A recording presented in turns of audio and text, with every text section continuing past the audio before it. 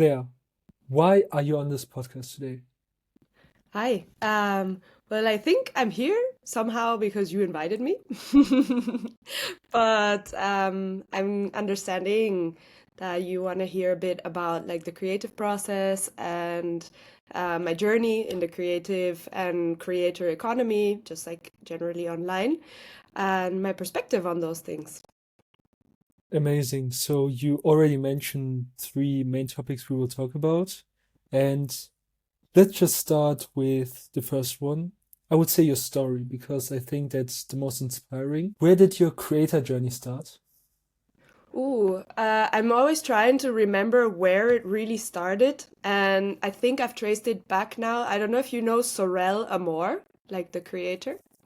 So she's yeah, like a creator online, independent, and she used to start with YouTube, I think over 10 years ago.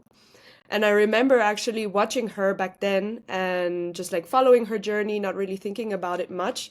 But I think that she in some way like installed like the seed that later like Danco, as like common as it sounds, like made pop open in some way.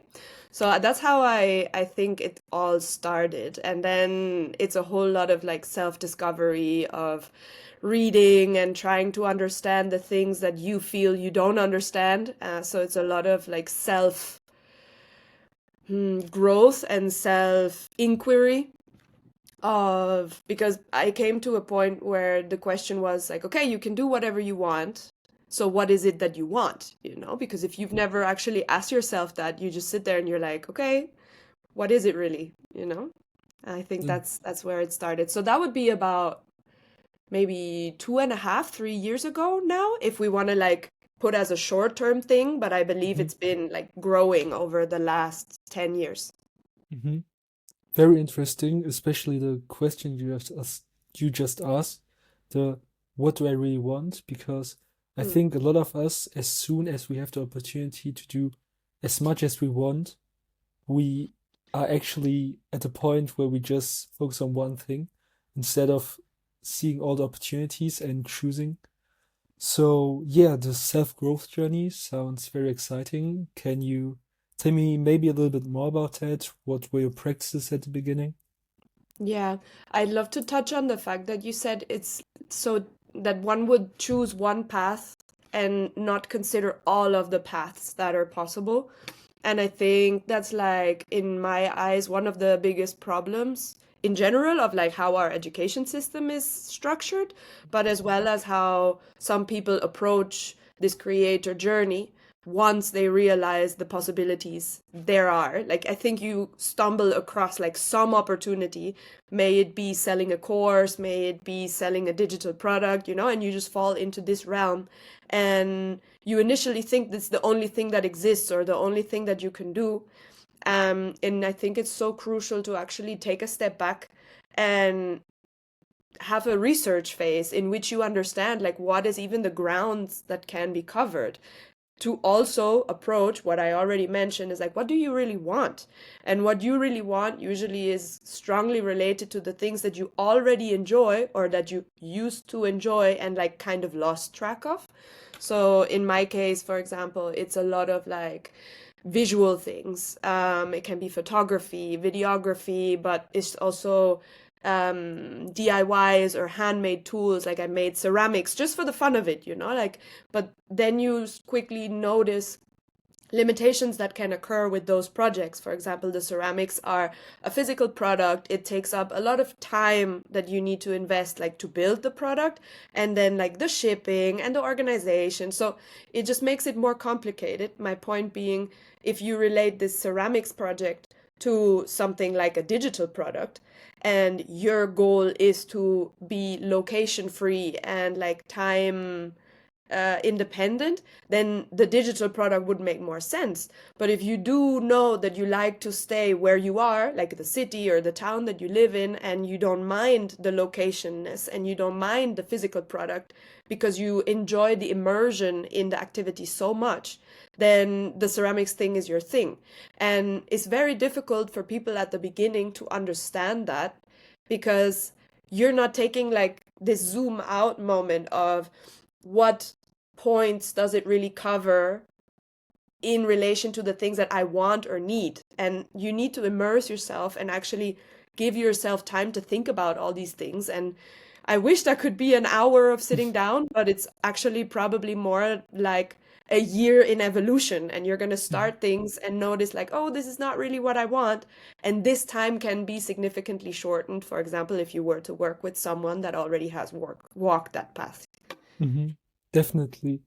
And especially reading books. So the best book on this topic for me was Ikigai. You know, the concept of the thing you love, the thing that will probably make you money and your interest. So all Yeah. of this Yeah. combined, so the intersection of that is basically where most of the fulfillment in life comes from. And funnily enough, I think that you and me are like two creators who see all the path and wants to like try out all the path. For you, for example, you are on YouTube, you are on X, you are Barista, you are Yeah. doing management, I think, for or advertisement, one of the Advertisement productions. yes. So you kind of cover all the grounds and try different things. Me, for example, I started this podcast a month ago. Yes, exactly a month ago. Oh, Then, congratulations. thank you.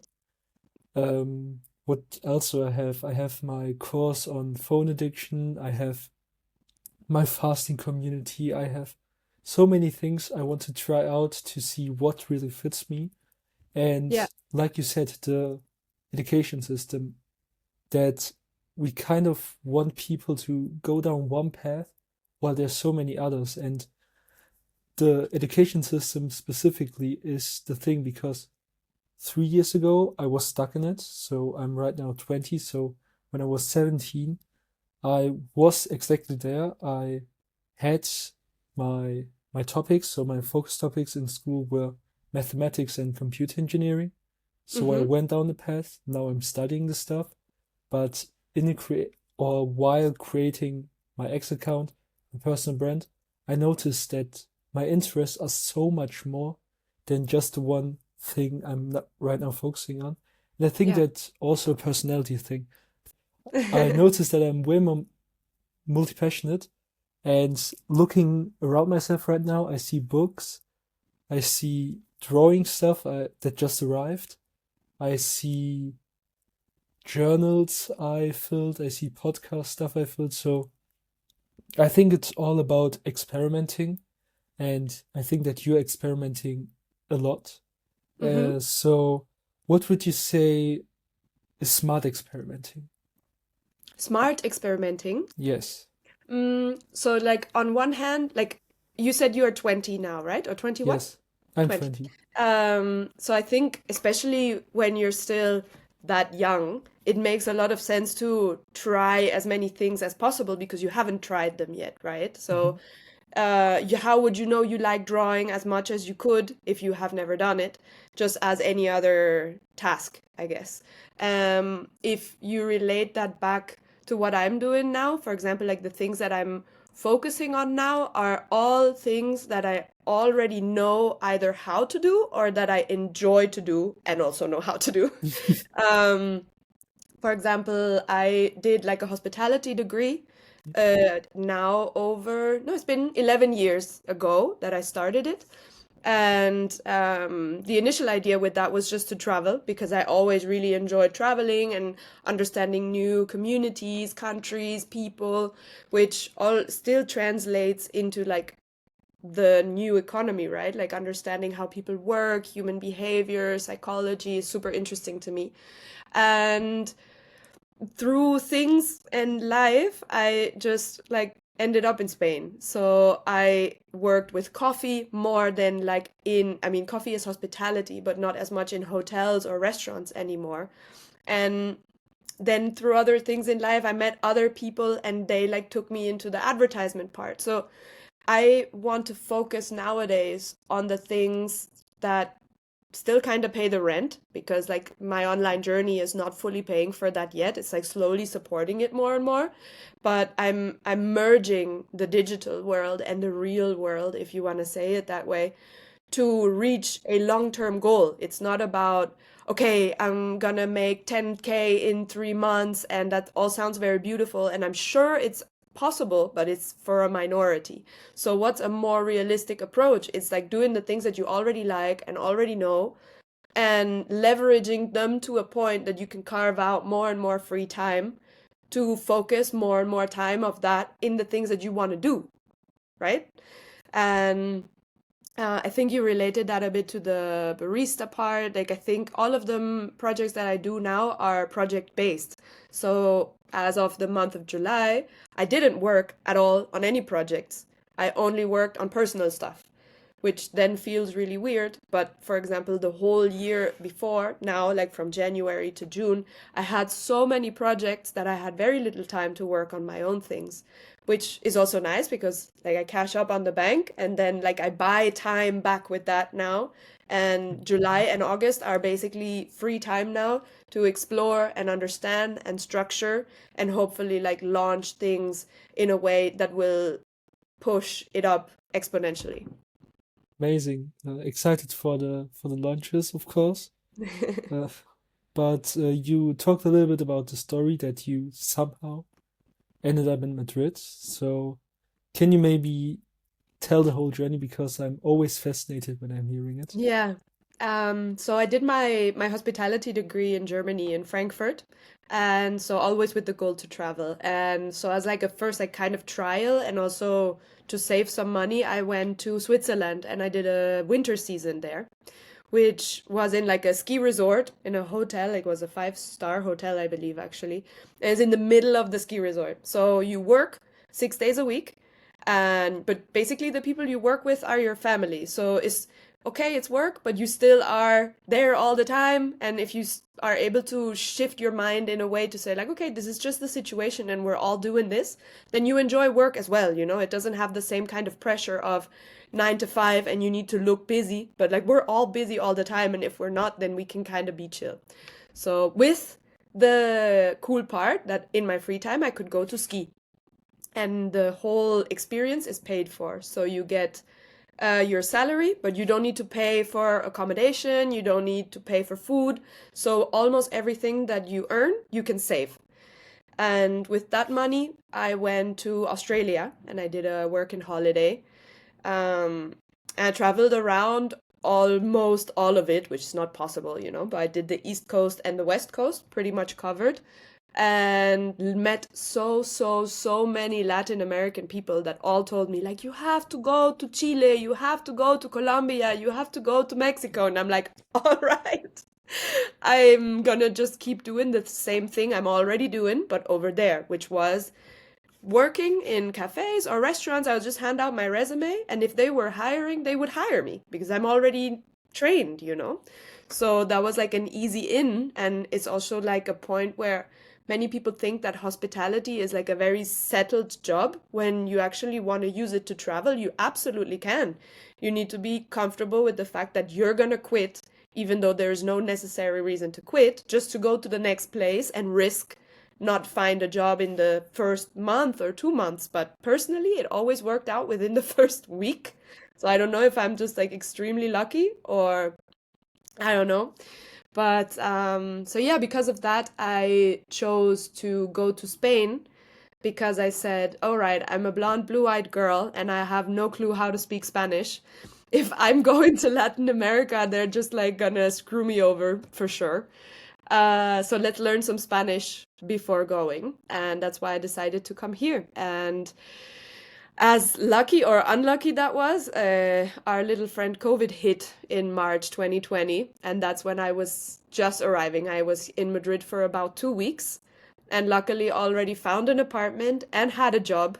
So everything turned out all right. And I actually had like an okay time considering, many people have had a really rough time during that time. And, but yeah, and I found a great community. I found great people. And with the fact of staying in a place longer than 3 to 5 months, so many opportunities arose. Like I got so well connected in the coffee community. I Got to know people from production advertisement parts, so that's how I got to work there.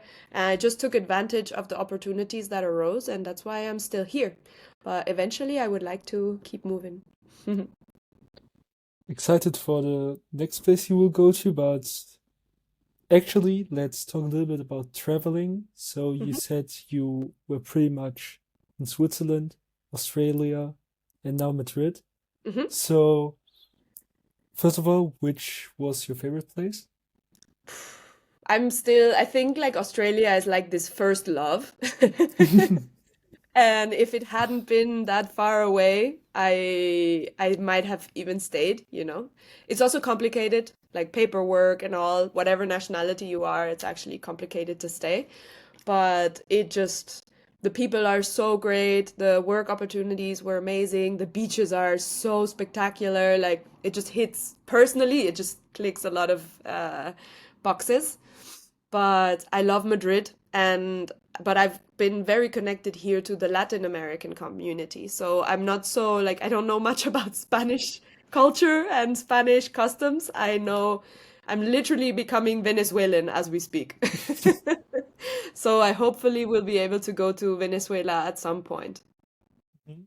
I think that one of your podcast guests were also from Australia, from Yeah, Venezuela. yeah.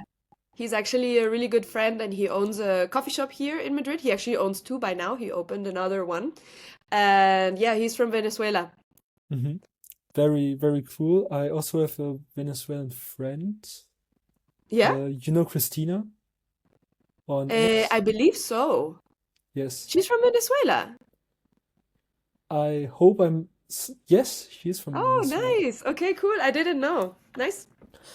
But this travel and travel lifestyle you just Hmm. mentioned, I think that a lot of us or a lot of people in general would like to do the same or experience the same.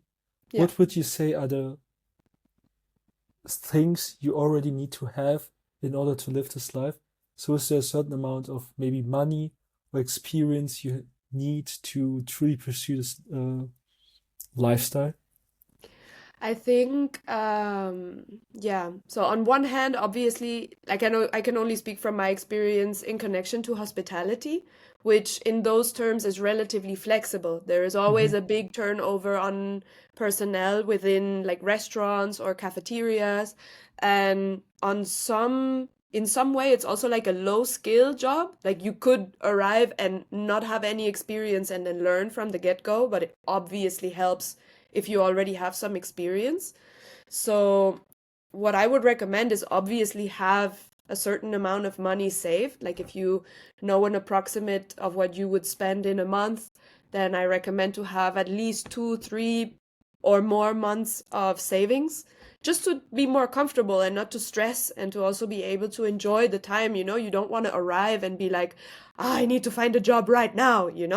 Like, get a feel for the city. Are you enjoying it here? Do you just want to visit really quickly and then like head to the next one? For example, I arrived in Spain in Barcelona and I thought I was going to live in Barcelona. And it's like something didn't really click for me. And I went to Madrid and I was like, I love it here. And all of a sudden, boom, boom, boom, everything worked out. So I think in some like spiritual way, just the universe is helping you as well if you're following your intuition and just like the small clues that can be lying around for you. Um, for anyone that has like a different career background, I mean you can always apply beforehand to jobs, right? If you were any country you'd want to go to, depending on if you speak the language or not, like figure things out in advance. You can plan so many things in advance or do the hospitality thing and like risk it. But I think it's also keeping a cool head when things are not going the way you would like it to, because there's always going to be stuff happening that you can't predict. It's impossible. And just to take it with ease and try to be enjoying the thing that you actually came there for, because if the goal was to travel and to explore, you're traveling and exploring already. The rest, you just need to make it work. You said a lot about stress and keep a cool head. And now I want to Hmm. do the shift to the thing you mentioned earlier, the psychology part. So Mm-hmm. you mentioned that you're very interested in it. Yeah. What part of it, or how would you say is your psychology interest? I think it's like a really big merging of personal behaviors or like human behaviors, like the ones that I think we can't really fully control, but then at the same time, the ones that we can become aware of and notice enough to be as present and like manipulate ourselves or like slowly teach ourselves to react in the way that we would like to. In the example of if I get mad really quickly when people tell me that I look nicer when I have short hair, what do I know? Then I could just get angry, or I could understand like that they're just expressing their perception, and that if for them I look better with short hair, stupid example, and that's it, like to understand like what is going on, what is happening in this chain of commenting and communication, and to find peace in it for yourself. So for myself, I wanted to be as relaxed and at peace with everything that's happening around us, because as I already mentioned, there is nothing that can actually be planned. Like you can plan as much as you want, and in the end your plans may just get thrown over, and to be able to adapt to that. So I think like the biggest interest is how to merge the intuition with the strategy, and to make everything feel as if it's actually just flowing through you, but understanding yourself enough to establish the systems that will eventually feel like without resistance. Mm-hmm. A lot, definitely a lot of points, but the last point, the like flowing through you, I think that I kind of discovered this a few months ago, and I don't really know why. But before that, I was very stressed. I didn't know where my life was going. I was kind of like in in a river, just flowing through life without Hmm. any control.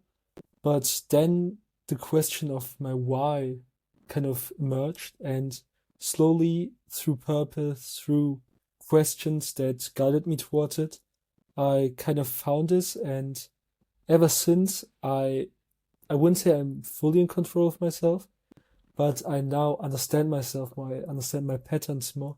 Hmm. So I think that a lot of us can truly double down on the why, because it's truly the thing that moves and truly the thing that changes you as a person. 100%. Yeah, yeah, yeah. I think as soon as you find this like center within yourself and to just understand yourself, you're able to understand others better as well. Mhm. I think that nobody inherently means anything bad whenever they comment. Like maybe they didn't really think about it, maybe they don't understand the impact it makes on someone else.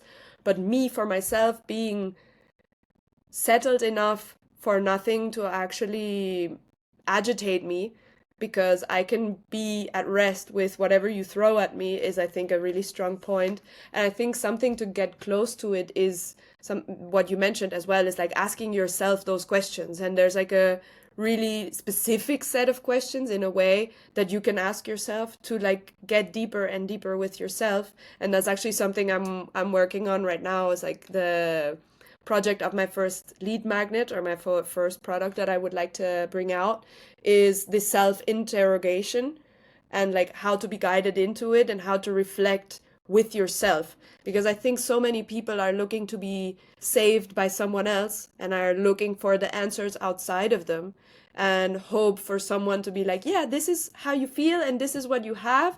And then you're like, oh great, I have a diagnosis. But that doesn't really solve anything. Then you can say, okay, I have ADHD or I'm depressed, and you may as well be great, but like that doesn't solve that situation, right? So like when you can solve it for yourself until a certain point, then self inquiry is like the solution, because if you lie to yourself, you're not going to solve it. Lead magnet sounds very exciting. I think that your last like post around Mm-hmm. this, um, they were very fascinating, and I quite enjoyed reading them. because they came like every Cool. day, and I sadly skipped like day two, so I was out of rhythm, but very excited for that. And maybe we can go over that later on the podcast because I think that it's a big thing for you, and we definitely need more of that. But let's talk about creativity because in all of your works, I think I see a lot of creativity. The Nice. especially the design with the eyes is like so amazing. But what makes creativity creative? Or what That is makes such a, creative work creative? yeah, that's such a difficult question, I think.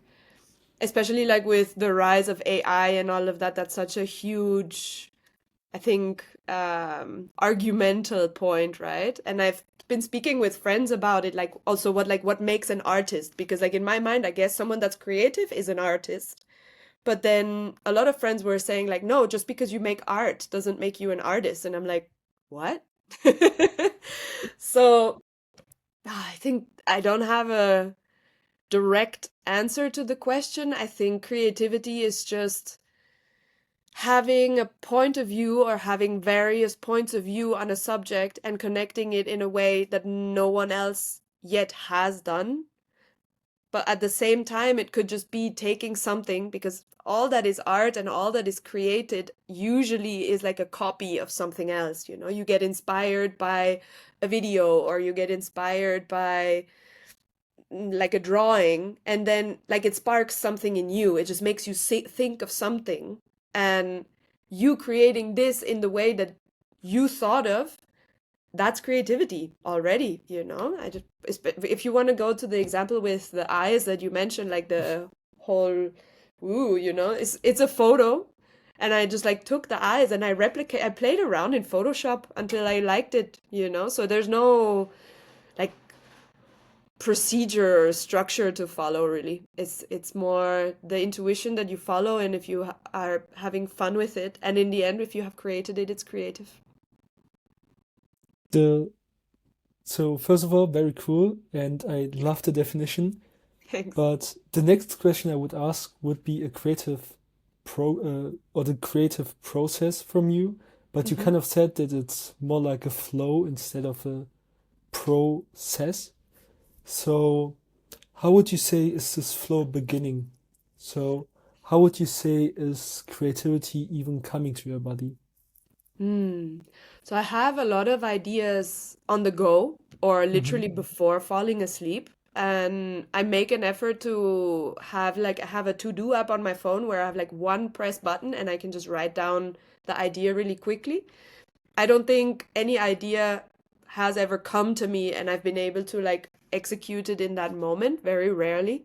So it's like keeping a stock of it, but at the same time for the process, it's literally starting and seeing like where it goes. Like when I have a longer video or like snippets of videos, I just like arrange them in a way that feels right or that I believe makes sense, and turning it around. I personally love repetitions. I love mirrorings. I love like multiplications.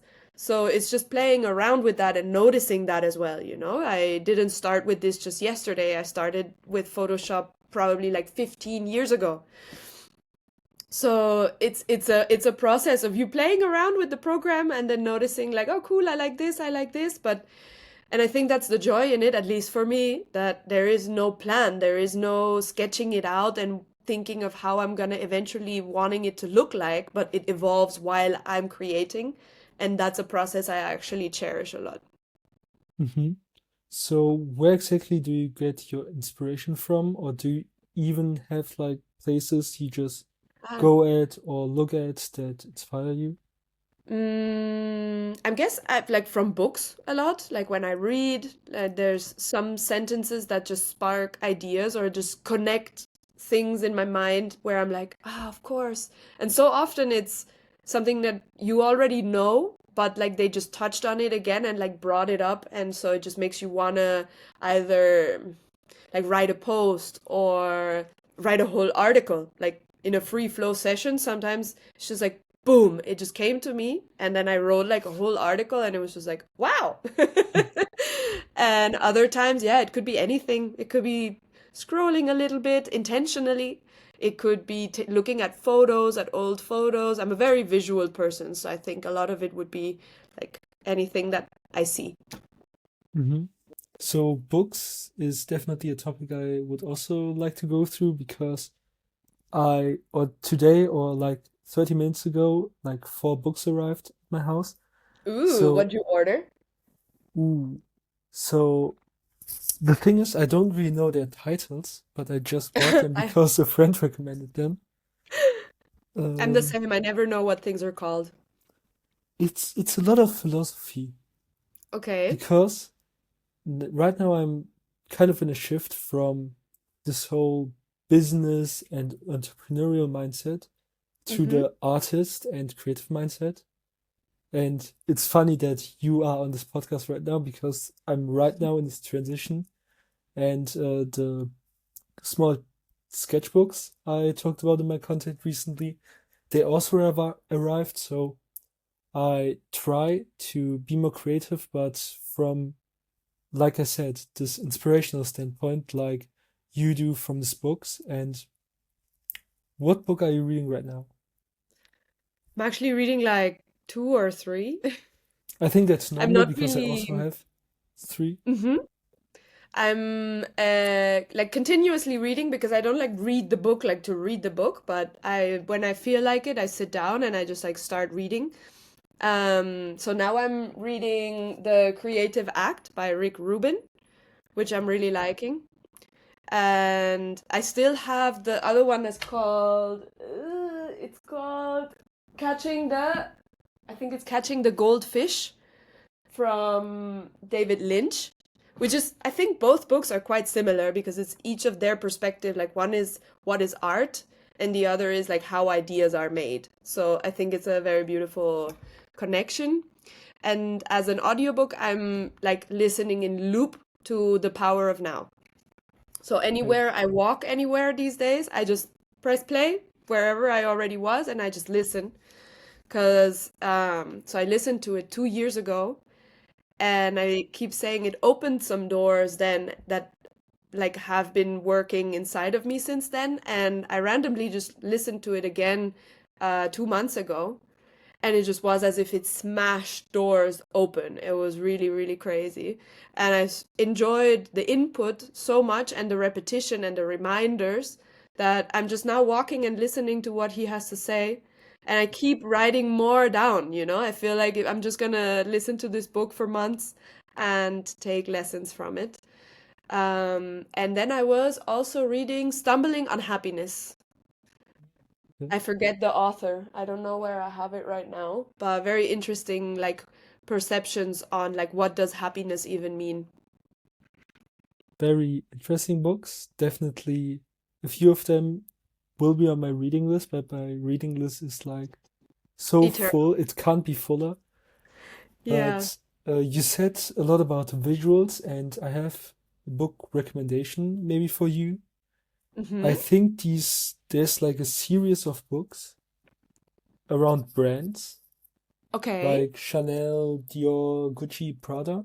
Mm-hmm. I don't know if you're like interested in these high fashion or luxury luxury Brands? brands, Mm-hmm. but they all have like these small books. I now have Rolex because I love watches, and I Okay. saw your Casio as well. But there's a lot of visuals in them, and Mm-hmm. so if you ever want to like just go through a book and have like an inspiration or so, I Yeah, take books like these and not really read that much, but more look at the pictures. definitely. Like I was back then as a small little child, I always went to the library and took like 5 or 10 books, put myself on the floor and just went through them and looked at all the pictures. Mm-hmm. But yeah, the visual process of creativity, you also talked about that. You said you love it. Can Mm-hmm. you maybe explain a little bit more? Because I think that visuals, especially on social media, is on a rise because people go from just writing to more visuals? Yeah, definitely. I think something I'm trying to pay attention to, which is really important in like visual identity, I guess, is to have coherent branding. So, I'm personally using the colors blue and orange a lot, like a specific shade of blue and orange. Just with time, I've noticed that those are like colors I really resonate with. I love the earthiness and naturalness of them, but at the same time, they can be attention grasping, especially the orange. And so I think I try to include it in the work to make it all look coherent because I enjoy when like it all fits and it all makes sense. But I'm not sure I understand how you'd like me to expand that question. The thing is, this coherence thing is something I'm working on right now. So it's very cool that we talked about this because I have like two brands right now. One Mm-hmm. is like centered around this focus and like this phone addiction thing, and the other one is this podcast with this more retro style. Mm-hmm. And would you say that having two brand styles is okay? Two brand styles like separate from each other, you mean? Mm-hmm. Yeah, I guess so, of course. I mean, in a way you could connect them eventually, but I think it's probably easier to grow them like in a sense individually, not because multi-passionate things can't live under one roof, but to actually reach the audience that is looking for them, it can be a bit easier to like separate them in terms of like focus and then the other one that's a bit more like retro. Mm-hmm. And like giving those examples, for example, I mean, it's quite obvious. I don't know if it's that obvious to me. It is that the retro part could be way more like blurred, right? So you could have more grain. You could have, if you have visuals like video, it could be like shakier images. Whereas the focus, I'm imagining it way more structured, way more like hard lines and to not have many things blur. Mm-hmm. So that's how I would approach that. At least that's how I'm doing it. I have my project that is IMMÄ. So IMMÄ Studio is like the huge brand at the top, if I may. And then it like rains down into smaller parts. And I'm actually working on that right now to like develop branches of it to make it a bit easier for people to actually find it than to be scattered. So like Mm-hmm. IMMÄ Studio actually produces the podcast, but it also talks about like future possibilities like AI and tools and organization and systems. But then there is also the part that is the articles that I'm writing that are more introspective, more about the human behavior, more about the lessons one learns by living and acting. So reading these articles, sorry, out loud and reflecting on them visually as well. And so those are three individual branches, but that like all unite under one studio. Mm-hmm. So to figure that out for whatever one wants to create, right? That took a while because IMMÄ Studio has been in process for about 5 years now, and it's always been about seeing, hearing, and understanding.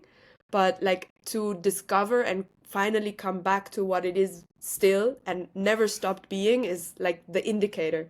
It's just you always are what you already are, and you just need to understand that that's enough. Mm-hmm.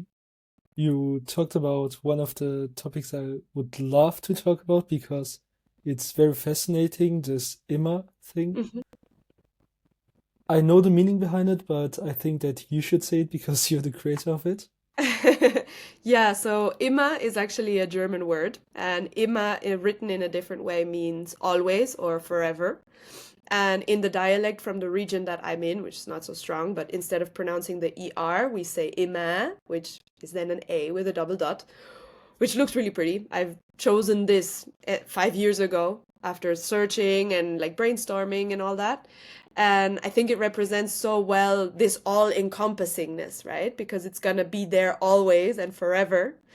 And at the same time, it's always been a lot about, as I mentioned, like seeing, tasting, hearing, listening, like the senses that we have. And that expressed through those different channels, which is right now the interviews, which you can listen to, but you will understand like lessons that come through them. The same is with the articles, but which are also spoken or written. So I like the cohesiveness of the whole thing and all the symbols making sense and relating back to this whole message of we just all need to focus a bit more on understanding ourselves instead of like blaming around. And once we each find this peace within ourselves, we're going to be able to work on the things or like develop the things that we enjoy. And that will result in everyone having a better time, you know? So, Hmm. I love the meaning. I love the like the wording and the playing around it. You mentioned a little bit about the why, so this inner thing, but can you maybe express the why of this whole IMMÄ? I would say it's a movement at some way or a community. hmm Uh, the why behind it. I think like I see it a lot as a community, and it's lovely Hmm. that you actually recognize that. um, Personally, finding other people that think either similarly or have like a similar vision about the potential of each of us, and that like we can all get to do something that we enjoy and not need to be spending our days working on something that actually drains us. So it's like on one hand like this hope for it, and then like me more and more reaching this point and finally having reached the point of feeling settled in this position of actually helping other people to find that within themselves through conversations, which may sometimes sound trivial, but someone asking you the right questions while you still find the answers for yourself is invaluable. And there is so much to still be uncovered in so many people, and many haven't even began to ask themselves any question because they're still caught in this loop, or they haven't understood that there is this possibility, and they just think that's how life is and that's how stuff needs to be. When you don't feel good with what you're doing, or you feel like there's something missing in your life, that's an indicator that you have to look inward and search or understand something about yourself that apparently doesn't want to be the way it is right now. So, if someone can help you with that, then I'd be delighted to do that. But otherwise, there is also so many people I could recommend you that do a similar work, and we all need to be connected well, you know? So, if someone is guiding you or mentoring you or whatever you want to call it, there needs to be a specific connection, and there needs to be a trust, and there needs to be a relatableness. You know, I'm quite bubbly and quite energetic when someone else may need someone that's more calm. But I think the why behind IMMÄ is just like me being able to express all of that I want to express creatively, and at the same time share the knowledge that I've figured out for myself or that I come across with others in hopes to help them figure out their way a bit better as well. Hmm. So you said it's like a community, so you are basically telling people which people to talk to. Have you ever considered putting all of these amazing people into a group or maybe have like an online community around it? Mm-hmm. Yeah, like I'm thinking of like joining more and more of these people. Hmm. I think for now, I'm still like trying to work a bit on things that I can control myself. Like I don't want to like get over myself. I'm doing so many things and I want to do everything right, which is also not possible, I guess, but I want to do it in a pace that is realistic and for it to not lose the enchantment that it has. I don't want to burn out like doing too much, but I'm collecting definitely contacts and people I've met online that are all so fabulous. Like not everyone is great, but I've met so many people that are so interesting, that are having like that are creating their mentoring spaces or that are creating their brands, and just us counter recommending each other is just the most helpful thing ever, because I don't need to be your everything. So I could recommend you someone else that is doing a great job and that might fit better to whatever you're looking for, you know? So we're all very different. I I think that's a very good idea to like first self-center it, but also have like all of these connections. But you said that there's like questions you would ask Mm-hmm. that brings the person nearer to their core. And maybe we could do kind of like a practice. Ooh. So let's just say I'm a fresh creator, or like someone who just wants to enter the creator space.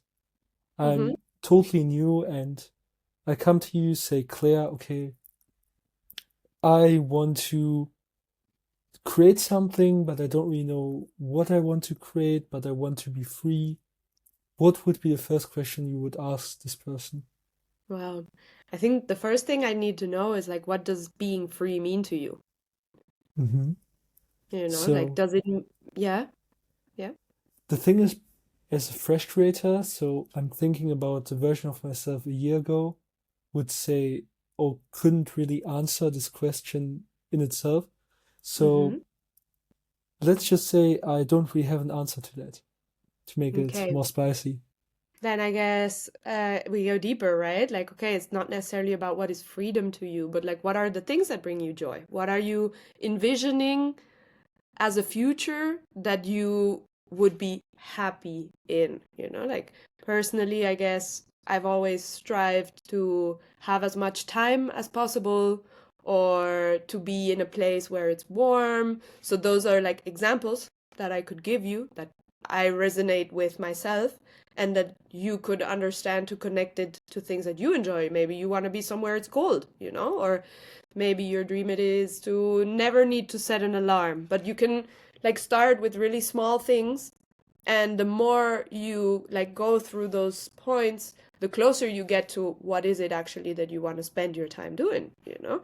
It's like a very big question, like as when they ask kids like, what do you want to be when you grow up? It's like, okay, mm, one, if the kid doesn't understand all the possibilities there are, they're just going to tell you something they not like now, and that can be great. Sometimes too many options are actually limiting you from seeing the one thing that you already liked anyway. So we could also go backwards. Like, what did you really used to enjoy doing? Did you dance? Did you draw?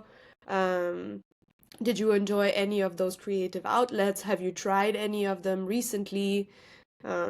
Just to build, like, because you have the opportunity to build that business or that like framework around anything because you choose to start from zero, and that's so much opportunity. So may as well like take a second to think like, okay, what is it, something I imagine I'm gonna like, which doesn't mean that once you do it you're actually gonna like it, and that's where the whole action circle also needs to spiral in. Mhm. I like how you said, okay, we could do it this way or that way. Mm-hmm. It's kind of looked like, okay, there's like a vision, but there's also a section that's more deeper, more like in line with our inner child. Mm-hmm. But this whole having a rough direction reminds me a lot about Dan Coe in our space. I think he preached it a lot to have like, okay, there's a point in the distance. I know roughly where it is, but getting through there through time without much haste, because that's one thing I noticed a lot about early creators and myself included. I always want to achieve the next thing as fast as possible, and in the process, I just quit. Yeah. So I think this is why probably 90% of us quit at the first 3 months. Mm-hmm. And you and me talking right now shows that we are past that. So how would you say is the process of not quitting? So how can you make someone feel that, okay, there is time, there is possibility, there's hope at the end of the horizon? I think every path is so individual. That's why also like this conversation is super complicated, that you were trying to like make this fictive like questioning, because the answers actually initiate the next question or the deepening of that point, right? So it would very much depend on like what you're doing. But personally, what I'm trying to do is when I've like mapped out my week and I have like my daily to-dos kind of, at the end of every day, I will write down like, how did I feel about the day? How did I feel today? Did I get like the things done as much as I wanted to? Did I feel tired? Did it energize me, you know? And so at the end of the week, I'm able to look back on a register of personal reflections of every day. Because if on Friday you ask me how I felt on Monday, you're gonna mix it up with the sensations that you have had today. And if today Mhm. you feel down, you may put like a darker light on Monday as well. That's why it's so important to learn to like track yourself in a sense.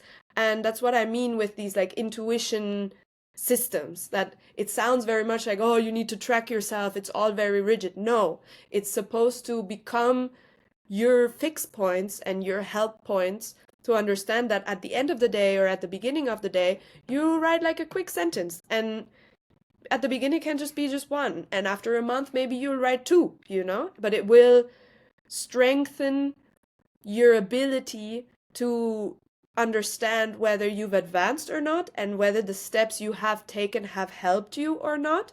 And if after 3 months you still feel like you haven't done anything, and even though you're able to check back on all these things, then maybe you need to reevaluate your process, because it's either not you're doing something that doesn't work, because there's things that also cannot work however much you love them, or address like a whole problem within yourself. Maybe you're evaluating yourself wrong, or you're not able to like appreciate the growth that you're taking because you always need more and nothing is ever enough.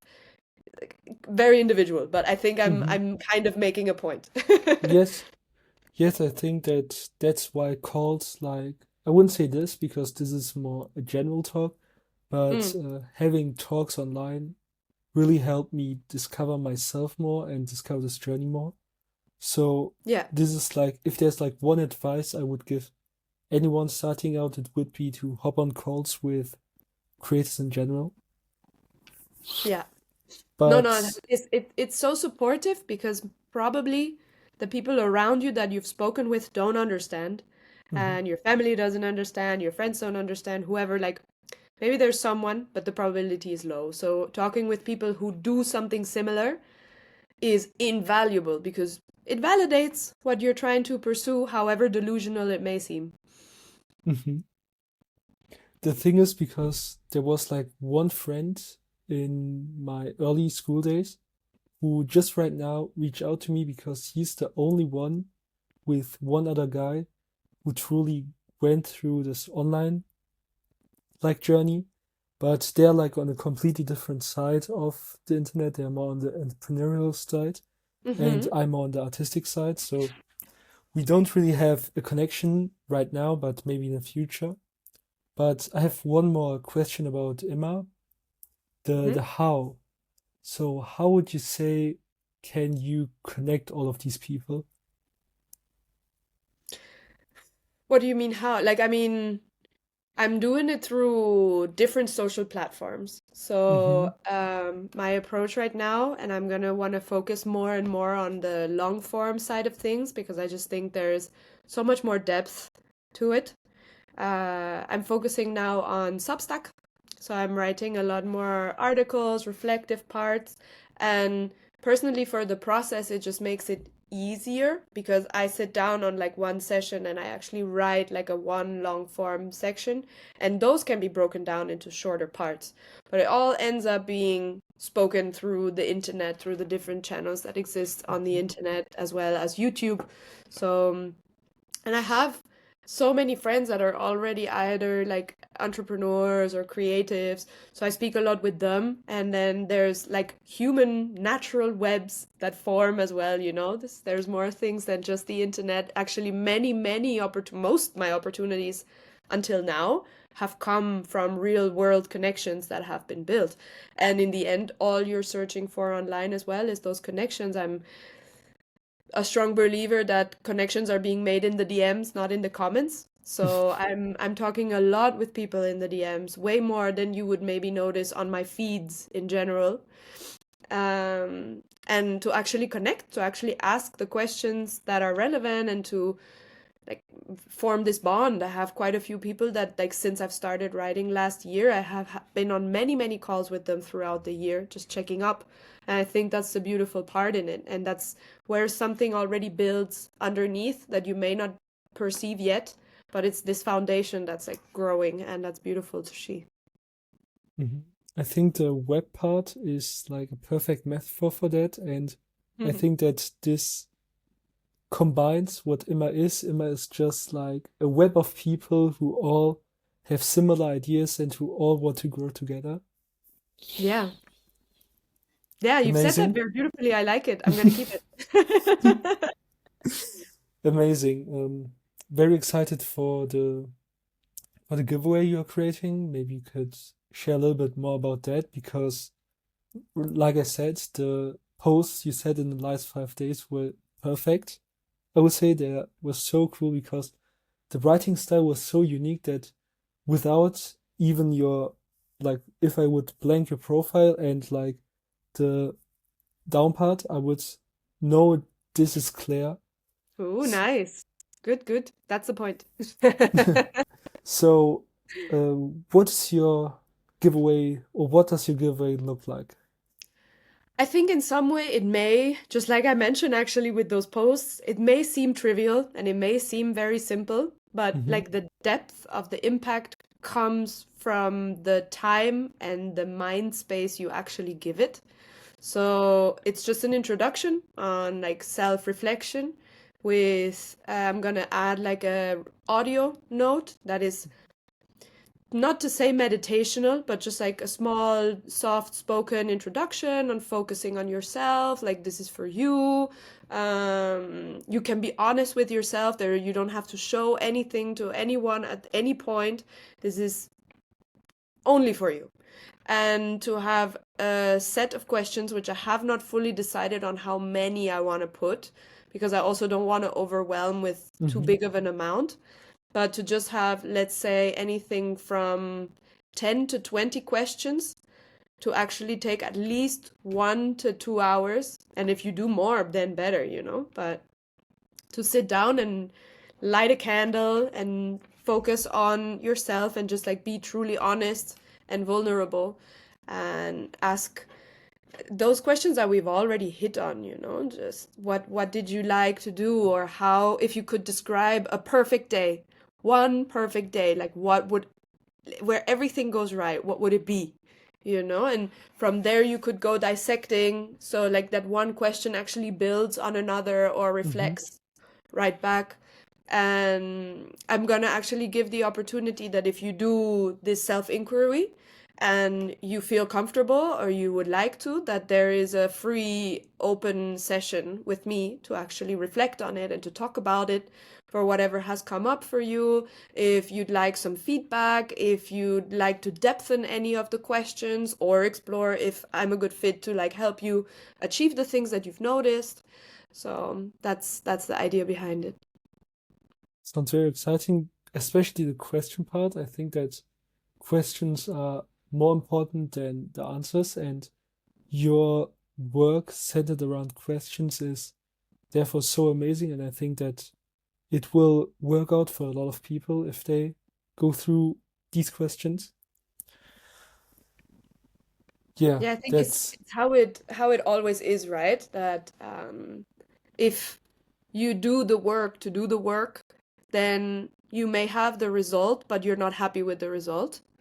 So if you actually sit down and do it because you really want to finally understand or solve something that you've been annoyed about with yourself for so long, then actually rip those wounds open, or actually like stare at something that makes you uncomfortable, and you're going to come out feeling lighter and feeling like Mhm, you've understood something about yourself that can be explored. And that's, I think, the most valuable thing ever. And I recommend it to anyone. mhm. Amazing. I have one more thing. So while doing my research and walking through YouTube, I saw a Hmm. lot of shorts, and this is just a recommendation, but you could maybe post a few of these shorts also on X and other platforms because I Yeah. think that the editing was the one thing that made me look at the whole shot. So definitely try it out. This is just like a recommendation, but you can do it however you want. No, that's definitely in the works. I don't know why I've been like not focusing so much on what IMMÄ Studio is doing on X specifically. And I don't know why. Like I feel like I've been having them be separate things subconsciously, and I noticed that recently actually. And I do want to focus on it more, and posted like 2 or 3 times about it, but I want to make it a way more regular thing. Amazing. Really excited. Now, for the people who don't know, and I think you already said that a few times, you also do a project-based barista, and you were like in Milan and I think New York as well. No, Budapest. New York Ah, would be amazing. soon, soon. But yeah, I think you know a lot about coffee. That's why I created a creative part, Yeah. which is around your coffee taste. Mm-hmm. So here we create a tier list I need it. around your yeah, coffee likings. Mm-hmm. So the first one is the standard espresso. This one. Okay. Yeah. Where would you rank it in this ranking? Hmm. So espresso is, I think, necessary, but I personally don't drink it so much like for the enjoyment, except if the coffee is really, really, really good. So I guess it's like I need it, but Okay. with some restrictions. It's very intense, so, and it's very hard like to go to any coffee shop and get a good espresso. I think that's a complicated one. So would you say it's really on I need it? So I need it is basically the highest tier, so something you would drink every day. I would go good wood drink then. Let's do good Okay. wood drink. Oh, okay. Yeah, maybe next time I have to do it a little bit differently, but this one is one of my favorite because I drank this like every day for 3 or 4 times in London, Hmm. like a month ago. This is an iced latte. Hmm. Where would you rank this one? I think it's more of a maybe, maybe. Okay, Like I really like iced lattes, but I'm slowly but surely not drinking so much milk coffees anymore. Like I still enjoy them every now and then, but they're becoming very rare. So it's a maybe, maybe. But the iced latte is very good, so it's all okay. good. The next one, and I don't really know if it's discounts, it's matcha. Yeah, no, And water is better than matcha. okay, I drank this like once in London, and I Uh-huh. thought this was okay, but Yeah. ever since I never really found a place that served it. Oh no. I mean, matcha is like kind of on the rise right now. It's like super hyped. I believe, I'm gonna say a lie, I don't know, but I think all ceremonial grade matcha comes from the same region in Japan. So that's why it's like so crazy that there's this hype right now because they are like working like great. Matcha is ground by like a machine like this because it ends up being tea leaves. So it's tea, Okay. it's not coffee, so it doesn't really Okay. count. But there's really good matcha, I guess. I'm just not a fan. It tastes like grass and algae. Okay. The next one is another milky one. It's a standard latte macchiato. Mm, I think also water is better. Okay. Yeah, too much milk. Latte macchiato usually has just one shot of espresso and the rest is milk and quite a lot of foam, and I've just outgrown it, Like latte macchiato I think is when you're 12 and you're like trying to drink coffee but you don't like necessarily like it yet. And then you go to the iced latte maybe with like some flavor inside of it, which is also nice. But yeah, I think the next one is gonna be a nice one if I see it right. This is an Americano. Yeah. No, okay, if it's Americano, I don't want it. But if it's a filter coffee, then I do. And the Okay. difference would be that an Americano is an espresso. that you have come out of the machine and then you fill it up with water. And a filter coffee is like a pour over, like a V60. And V60 is, I need it. I do it every day. I drink literally almost only filter coffee. Okay, so then let's change it up. This is now filter coffee, and it Yeah. should be on I need it, I right? need it. Okay. It's very interesting because coffee has so many flavor profiles. Like people always say like, "Oh, with wine there are sommeliers and how crazy how many tastes there can be in wine." And coffee has a flavor wheel of itself, and the flavor wheel actually has more flavors than wine. Oh, that's good to know, I guess. Yeah. Then head over to the next one. This is a standard cappuccino. Cappuccino every week. Okay, Yeah, a short little answer. cappuccino Like it. with a little rosetta. The next one is a flat white. Ooh, flat white. I need it. Flat white, essentially the difference between the flat white and the cappuccino would be that the cappuccino has less coffee than the flat white, Mhm. but the size of the cup would be similar. So, like the flat white is just a bit stronger in coffee, and the flavor could come out more, which is nice. And lastly, mocha coffee. Mocha coffee. Maybe. Like, it's not like I don't like it, but I never have it. Okay. So would you say this is your ultimate coffee tier list? Yes, but I'm actually missing one, Okay. and it's called cold brew. I don't know if you've heard about it. Yeah, Let's see. It would probably cold brew. Let's see. Yeah, the this second one, the no the image in the second row, the first image. this one, Second row. this one. Yeah, exactly. So basically it's I mean it looks like it has milk, but it doesn't. So it's just coffee ground and then infused like tea, but in cold. So you Mm. grind the coffee and you let it infuse for about 12 hours, depending on the coffee, overnight, either in the fridge or in a cool-ish space. And then you just take the coffee out and you keep the liquid, which is very strong in caffeine. And it's nice Mhm. because you can just have it in the fridge, you make a batch of it. And I literally have it in my house right now. And then you just pour the ice and you pour the cold brew. And where would you rank this one? I need it. Amazing. This will be posted on my profile, Mm-hmm. and I can maybe send it to you as well. Sure. But yeah, this is Claire's ultimate coffee tier list. And oh,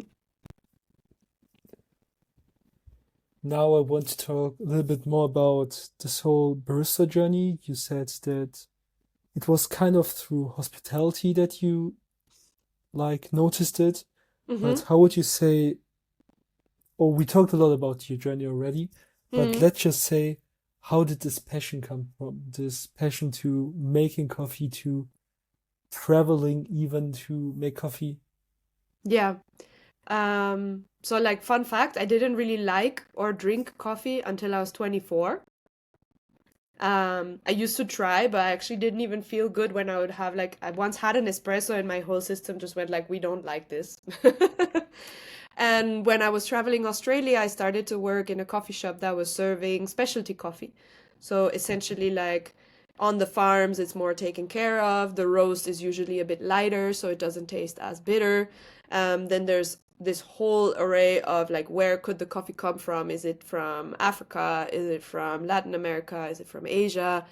And this whole like universe of coffee is something I didn't know anything about. So I found it super interesting because the coffee that I tasted there didn't have anything to do with the coffee I used to drink at home. And I was like, why? What's so different about this? Like it's just coffee, right?